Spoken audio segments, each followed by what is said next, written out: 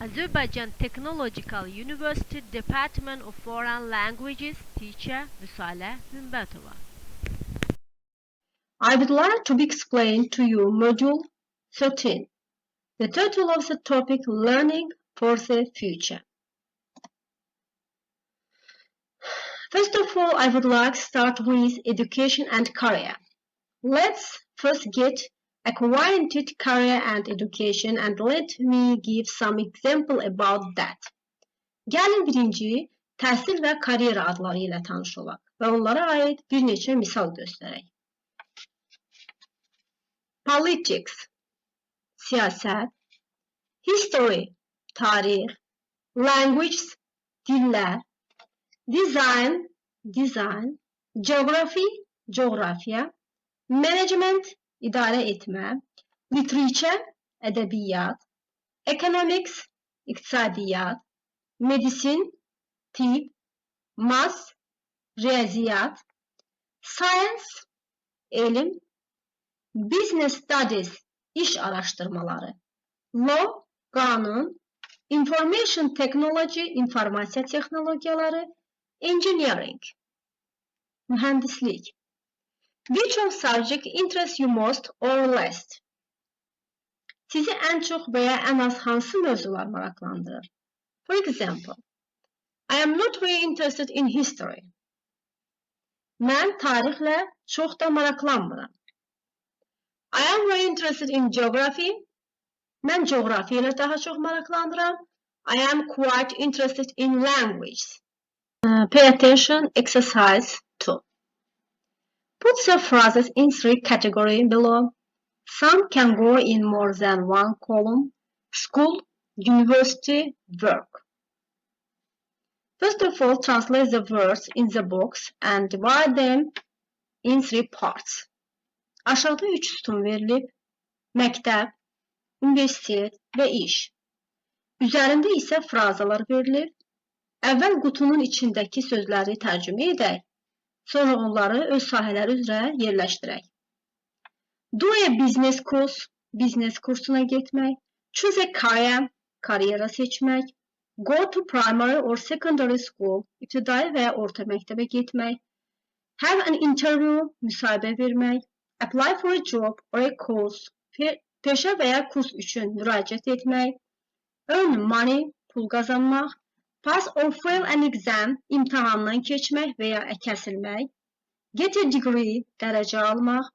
Take an exam, imtahan vermək. Get into a university, universitetə daxil olmaq. Train to be a chef, məşq etmək, aşpaz olmaq üçün, yəni çalışmaq. Be unemployed, işsiz olmaq. As you see, we have already separated it. Gördüyünüz kimi, biz artıq bunları ayırmışıq. Look at the listening exercise on the page number 115. You can see there are 4 people. Their names, Will, Vicky, Frankino, and Josh. Listen to 4 people talking about their careers. Which subject and jobs did each person mention? Bu 4 adamın hansı peşə, hansı mövzu barədə danışığına gəlin qulaq asaq. Module 13. Recording 2. Will. I was always very bad at school. I failed all my exams and I left secondary school at the age of 16. I'm really sorry I didn't work harder at school. I worked as a van driver for a few years. Then I went to college to get some qualifications. I did a course in information technology.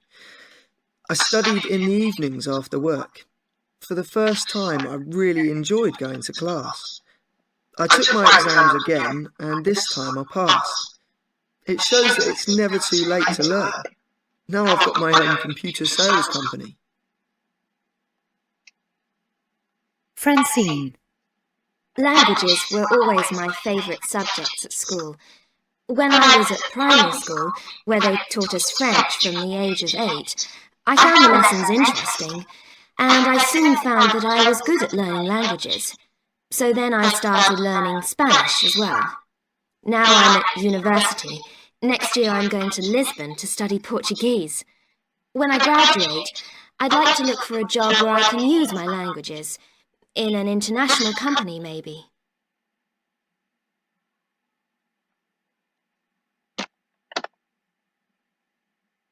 Vicky. Before I had children, I worked for a big financial company.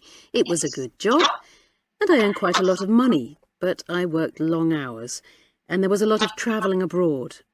So when my 2 children were born, I stopped work for a few years to look after them.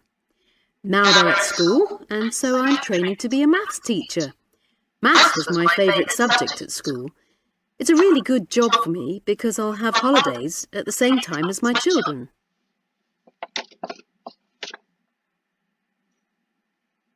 Josh.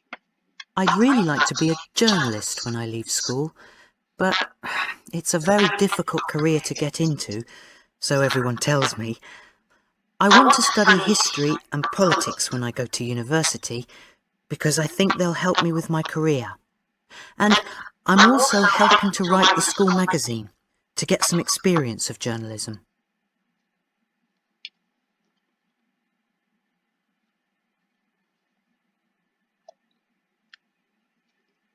Okay, first read question and answer them. All his exams at school. Məktəbdə bütün imtahanlardan kim kəsilmişdi? As you see the answer, well. Gördüyünüz kimi cavablar artıq görsənir. Who learned French at primary school? İbtidai məktəbdə kim fransız dilini öyrənib? Who worked for a big finance company? Kim böyük bir maliyyə şirkətində işləyib? Who wants to do a career that's very difficult to get into?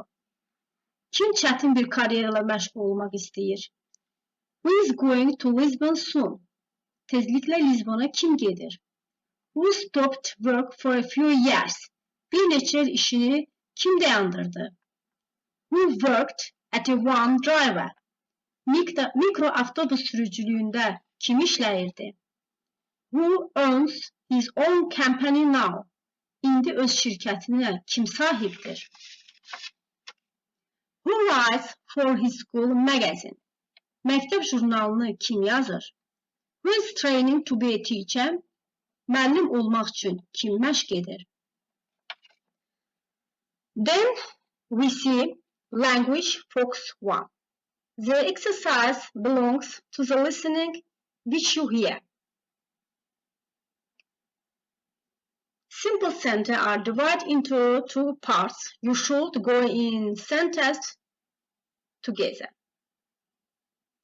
Bu çalışma isə indi qulaq asdığımız listening-ə aiddir. Sadəcə olaraq cümlələr 2 yerə bölünür. Cümlələri birləşdirmək lazımdır. Yəni cümlələr biri-birini tamamlamalıdır. He went back to college to get some qualifications. O diplom və ya sertifikat almaq üçün kollecə gedir.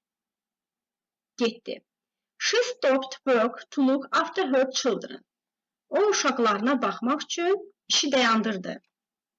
He is writing for his school magazine to get some experience. O təcrübə qazanmaq üçün məktəb jurnalını yazır. She is going to Lisbon to study Portuguese. O Portugal dilini öyrənmək üçün Lisbona gedir.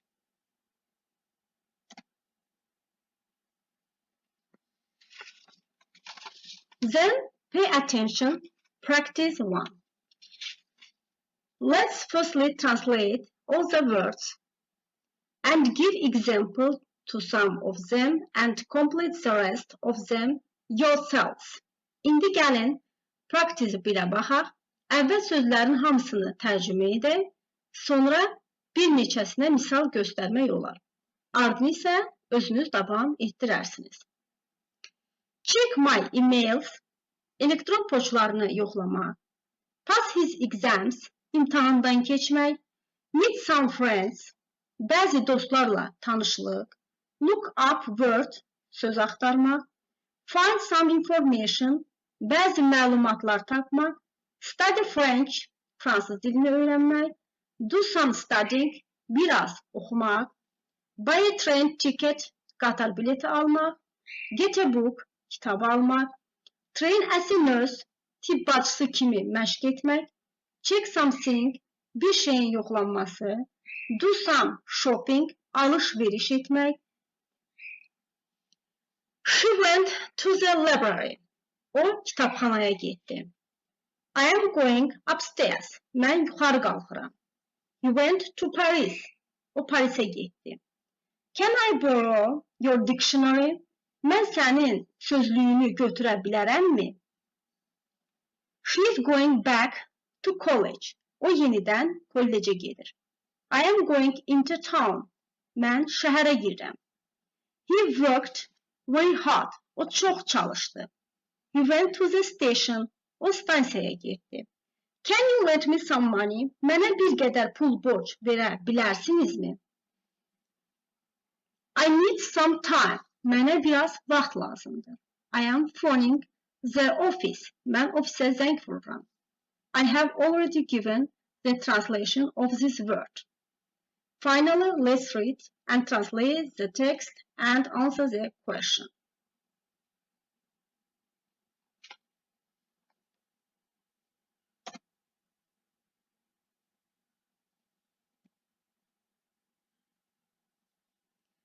Easy English.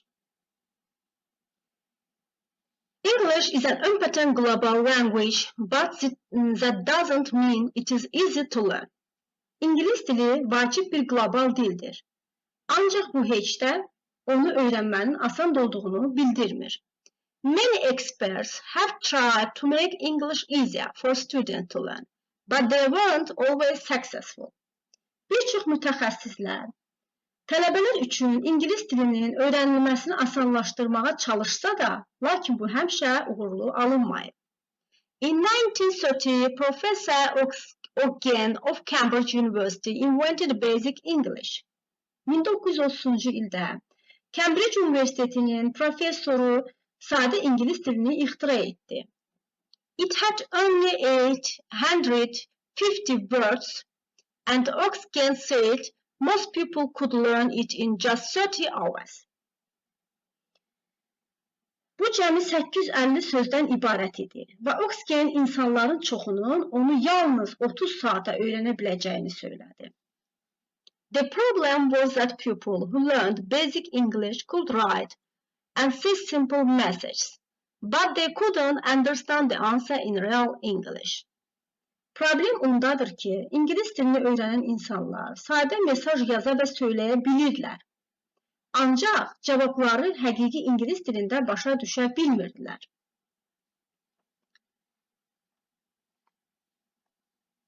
It was also impossible to explain a word if it wasn't in the basic English word list. For example, əsas İngilis dili söz siyahısında olmadığı təqdirdə bir kəlmə belə izah etmək mümkün deyildi. Misal üçün, if you wanted a watermelon, you asked for a large green fruit with the form of an egg, which has sweet reds inside and a good taste. Əgər siz qarpız istəsəniz, soruşa bilərsən, böyük yaşıl meyvə yumurta şəklində, hansı ki içərisi şirin, qırmızı və dadlıdır. Xarici University professor in Sweden decided that the biggest problem for learners of English was spelling, so he invented a language called Anglic.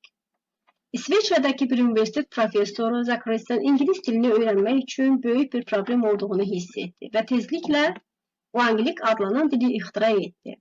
Anglic was similar to English, but with much simpler spelling. Father became father, new became new, and yes became yes. Unfortunately for some students of English, Anglic never became popular.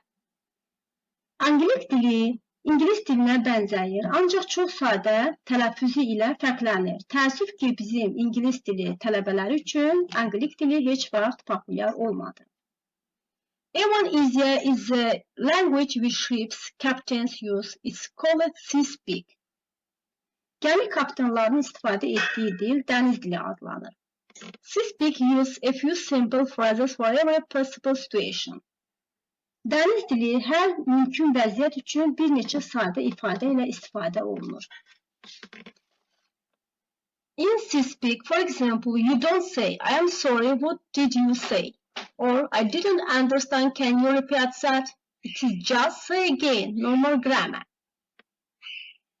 Misal üçün, dəniz dilində sən üzr istəyirəm deyirsənsə də, sən nə dedin və yaxud da mən başa düşmədim, təkrarlaya bilərsənmi? Bir daha qrammatikanın olmadığını söylədi. In the age of international communications, through the internet, who knows, a new form of English might appear. İnternet vasitəsilə beynəlxalq rabitə əsrini kim bilir? İngilis dilində yeni bir forma ortaya çıxa bilər. A large number of the world emails are in English and include examples of netlink, like, OIC, and TTYL. Talk to you later. Dünyadakı bir çox elektron poçt İngilis dilindədir və mən görürəm, sonra sən danışırsan kimi şəbəkə nümunələrindən istifadə olunur. In another 50 years, English as we know it might not exist. We will probably all speak fluent internetish. Başqa bir 50 ildən sonra İngilis dilində mövcud aşağıdakı bildirdiyimiz kimi yəqin ki sərbəst internet dilində danışa biləcəyik. That's all for today. Good luck.